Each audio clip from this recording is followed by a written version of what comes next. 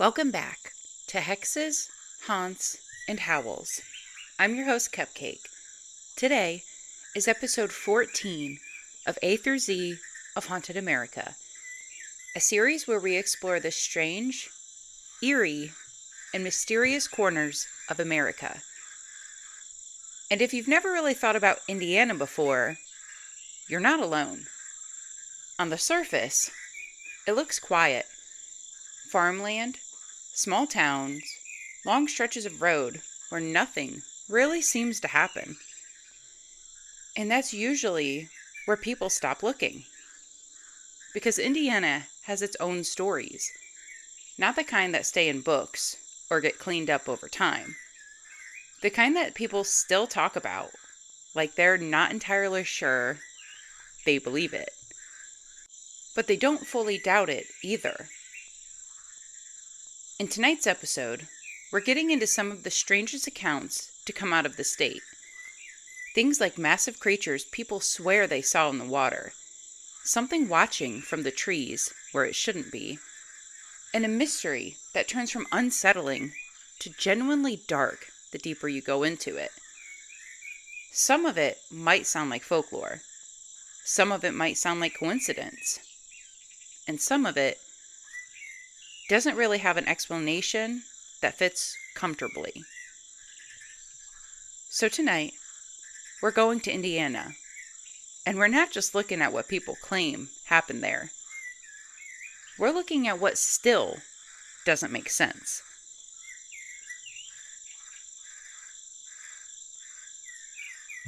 Before we get into the stories themselves, it helps to understand the kind of place Indiana is.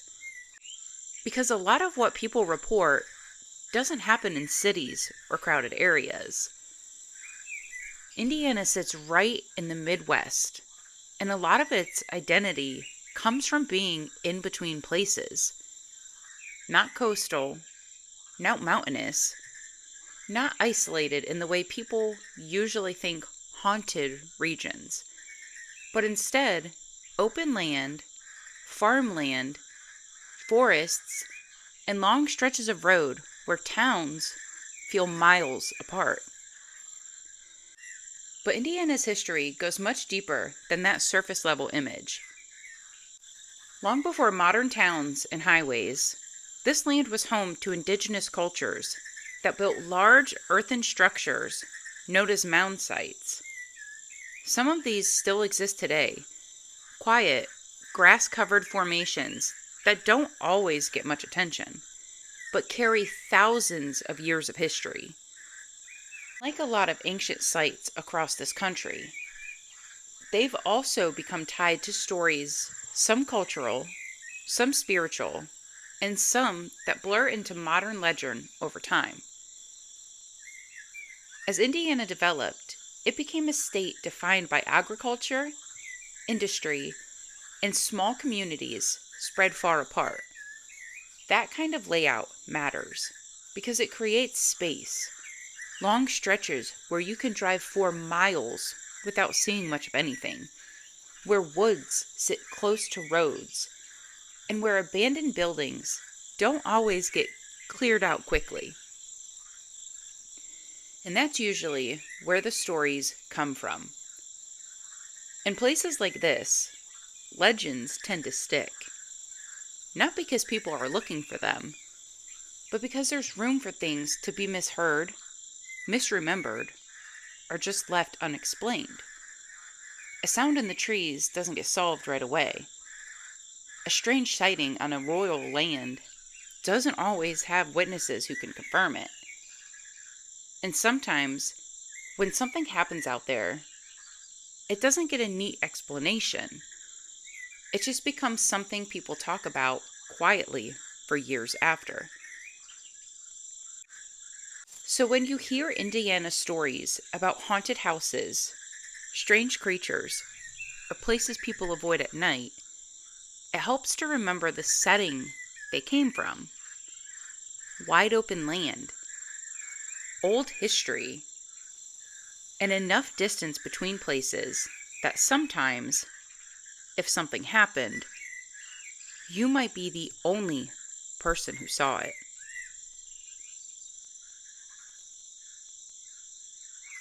If there's one Indiana story that feels almost too specific to be made up, it's this one. In the small town of Churubusco, something people began calling the Beast of Busco was said to be living in a local lake. And it wasn't described as vague or shadowy like a lot of cryptid sightings. It was very specific. A massive snapping turtle. Not just large in the way turtles normally are, but huge. Witnesses described something so big it was compared to the size of a dining room table. Heavy, slow-moving, and powerful enough that people believed it could easily drag something underwater if it wanted to. And what makes this story stand out is when it happened.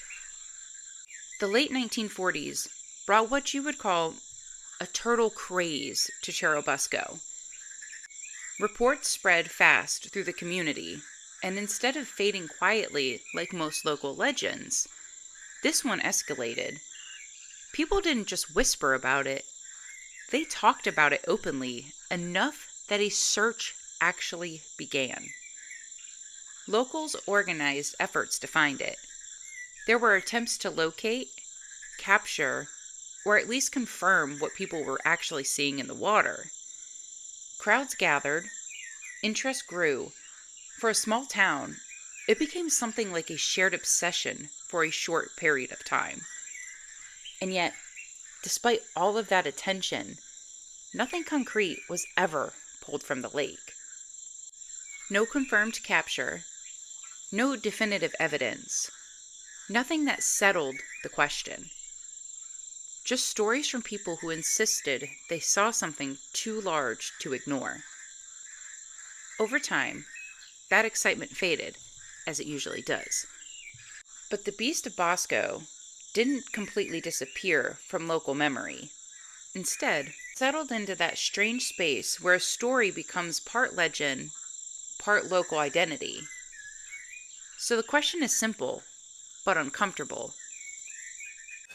Was it just exaggerated sightings of a normal snapping turtle? Or did something unusually large actually live in that water for a time? Because lakes don't usually give up answers easily. In cases like this, absence of proof doesn't always feel like closure. It just leaves a gap people fill with whatever makes the most sense to them. And maybe that's why this story sticks. Because it's not just what people saw. It's about the possibility that something massive could have been living right there, in a place everyone thought they knew completely. And I'll leave you with this. We were standing at that lake at night in the 1940s, hearing something move just under the surface. Would you have stayed to find out what it was?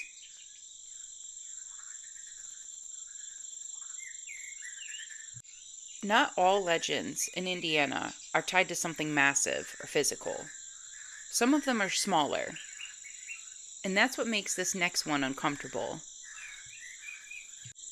The name Pukwudgie comes from native folklore, most commonly associated with Algonquin traditions in the northeastern part of the United States.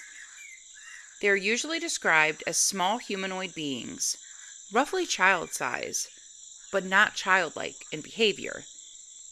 In most accounts, they're unpredictable, trickster-like, sometimes helpful, but often dangerous when provoked.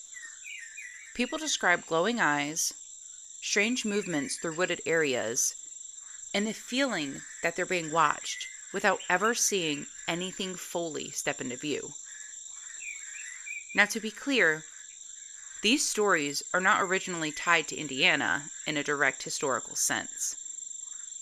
But over time, as folklore spreads and gets retold, especially through online communities, paranormal circles, and modern cryptid discussions, stories like this sometimes get mapped onto new locations. And Indiana, With its dense wooded areas and ancient earthwork sites, like those places such as Mound State Park, it becomes part of that conversation. And that's where these things start to blur.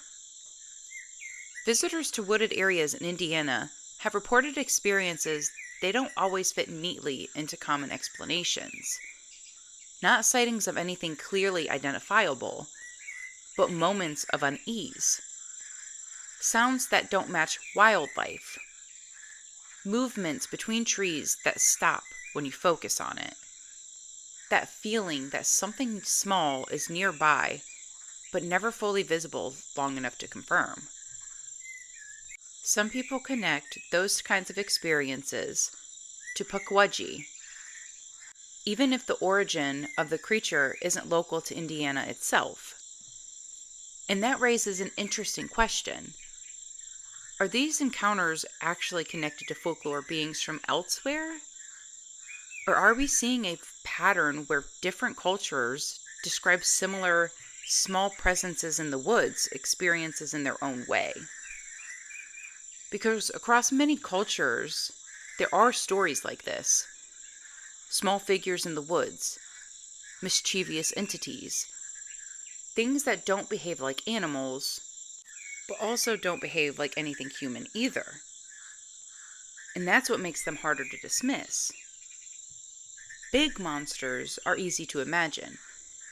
A creature in a lake, something in the dark, something large enough to leave physical evidence. That fits into how we think about fear. But small things don't need to be dramatic to feel wrong. A branch moving when there's no wind. A sound that feels too close behind you. A glimpse of something that vanishes the moment you turn your head.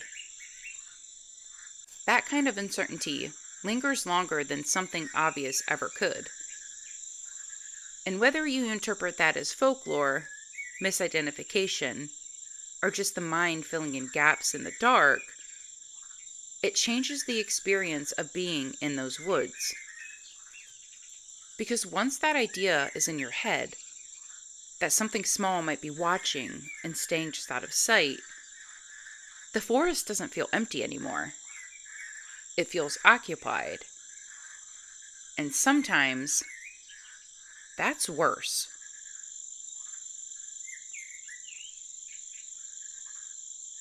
This next one is where things get a little less documented and a little more uncertain. Because unlike some of the better known Indiana legends, the green-clawed beast doesn't come with a clean origin story. There's no single town that fully claims it, no well-known case file, and no widely agreed upon first sighting that anchors it in history. Instead, what you get are scattered mentions. A description that shows up in different forms depending on who's telling it. Something seen near wooded edges, something close to rural roads, sometimes near water. People describe it as a creature with glowing or unusual eyes, and most consistently, long claws that appear green or have a strange reflective tint under certain light. That detail is what tends to stick. The claws.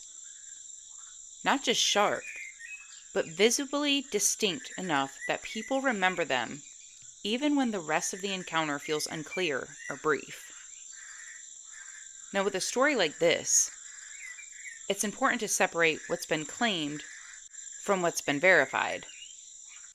There's no official report of a single confirmed creature matching this description. No biological evidence, no widely documented case that pins it down the way something like a known animal would. So naturally, there are a few explanations that get brought up. One is misidentification. Animals seen in low light conditions can look very different than what they are. Raccoons, large birds, even deer in motion can all distort under shadows, headlights, or distance. And when your brain is trying to make sense of something unclear, it tends to fill in gaps with patterns it recognizes. Another explanation is folklore drift, where different local stories start blending together over time. A description here, a sighting there, and eventually they get merged into something that feels like a single consistent creature, if it originally wasn't. And of course, there's always the possibility of exaggeration or hoaxing. Not necessarily in a malicious way, but in a way stories grow when they're retold. Each retelling adds a detail. Each memory sharpens or shifts slightly. And over time, uncertainty turns into something specific. But what's interesting about obscure cryptids like this is that they don't appear the same way more famous ones do. In fact, sometimes they feel more believable because they aren't famous. There's no big media version of the green-clawed beast, no polished retelling, no standardized description everyone agrees on. Just fragments, small, inconsistent reports that don't line up neatly enough to fully explain away. But they also don't line up cleanly enough to prove anything either. And that is where the tension sits. Because the more documented something becomes, the easier it is to categorize, to label it as folklore, misidentification, or a cultural myth. But when something stays scattered like this, when it only exists in partial descriptions and half-remembered accounts, it occupies a strange middle ground. Not enough to confirm, not enough to dismiss, just enough to linger. And maybe that's why stories like the green-clawed beast stick around after all. Not because they're the most convincing, but because they're the least resolved. And unresolved stories have a way of staying with people longer than the finished ones ever do.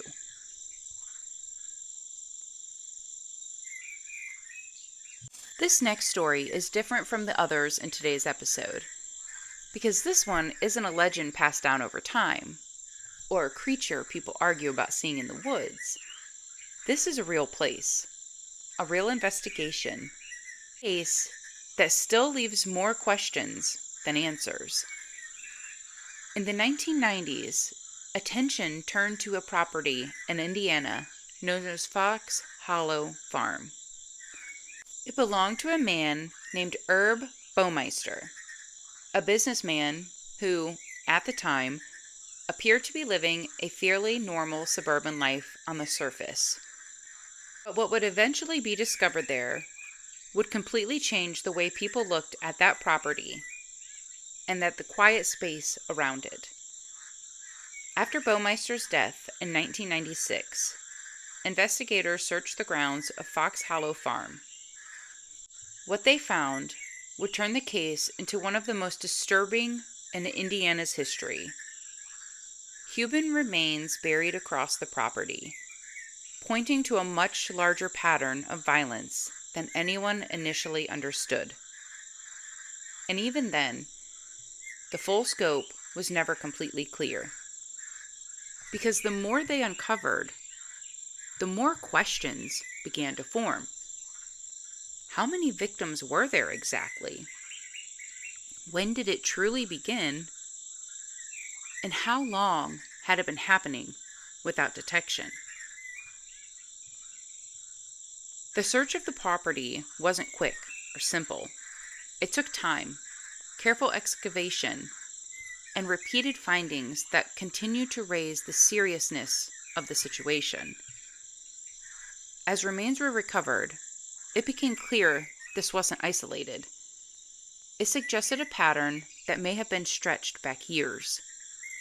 And yet, despite the scale of what was found, there were still gaps, missing pieces that investigators couldn't fully fill in. Not every victim was identified. Not every timeline was confirmed. And not every detail lined up cleanly enough to give complete closure. What makes this case so unsettling isn't just what was discovered. It's what remains unclear. There are timelines that overlap but don't fully connect. Accounts that suggest activity over a long period, but without precise documentation for every moment. And questions that even official investigations couldn't definitively resolve. At a certain point, cases like this stop feeling like a straight line from beginning to end. They start feeling fragmented, like pieces of something larger that were never fully recovered. And after extensive investigation, some questions still remain open in discussions about this case. Not in the sense of speculation, but in the sense that not everything could be conclusively proven or reconstructed. And that lack of complete closure is part of why Fox Hollow Farm still gets talked about today. Because when a place has that kind of history attached to it, it doesn't just become a crime scene. It becomes something heavier. Something people remember differently after they learned what happened there. Years later, Fox Hollow Farm isn't just a location tied to a case file. It's a place that carries repetition, memory, and unease. People don't talk about it casually, and even those who approach it from a purely factual standpoint often acknowledge that there's something about the space that feels difficult to separate from its history. Not because of anything supernatural, but because of what happened there, and how much of it remains emotionally unresolved for people who learn the details. It's important to be careful when discussing cases like this, because behind every statistic, every report, and every headline, there were real people involved. Lives that were affected in ways that don't fully get captured in summaries or timelines. So rather than focusing on speculation, it's enough to say this.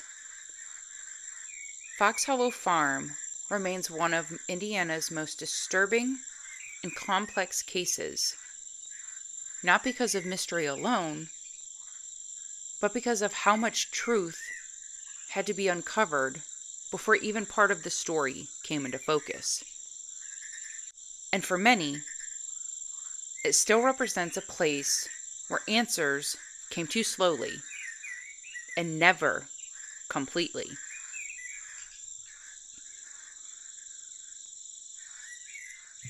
So after everything we've gone through in Indiana, the cryptids, the haunted places, and the darker real-world case we just covered, it all starts to form a strange picture.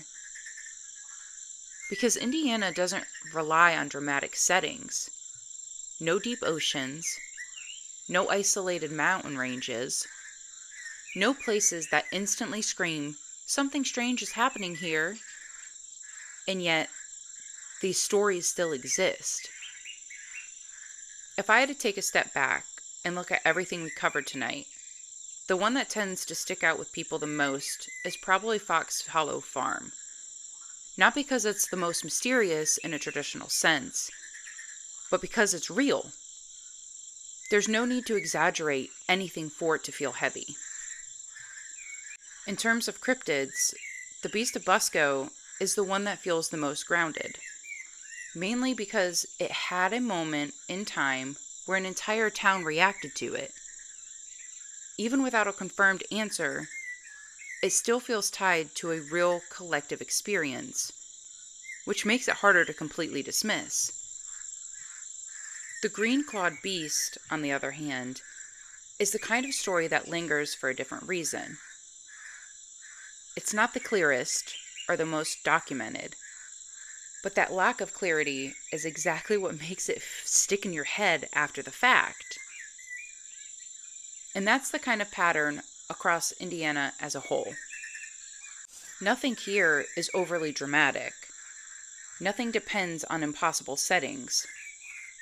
It's mostly people, places, and brief moments where something didn't quite make sense long enough to fully be explained away. So maybe the question isn't which story is the creepiest or which one is the most believable. Maybe it's this. Many things get seen in places like Indiana that never make it into a record, never get fully explained, and just become something people quietly remember differently over time. Because Indiana may look quiet, but strange things don't need mountains or oceans to hide.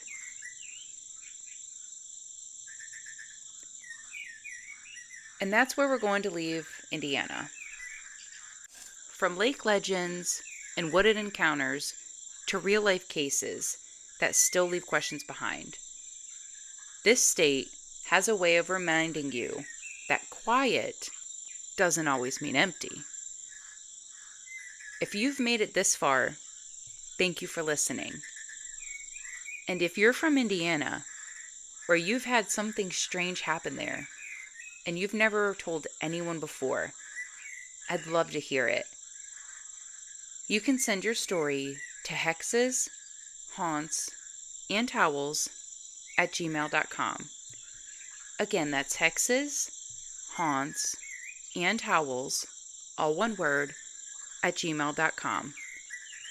All stories will remain anonymous.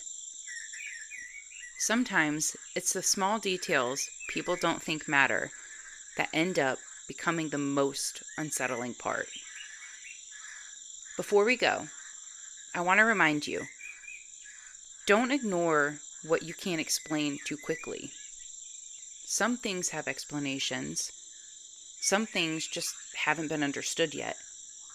And some things never really leave the place they happened. Thank you for listening to Hexes, Haunts, and Howls. I'm your host, Cupcake. Until next time, stay sweet.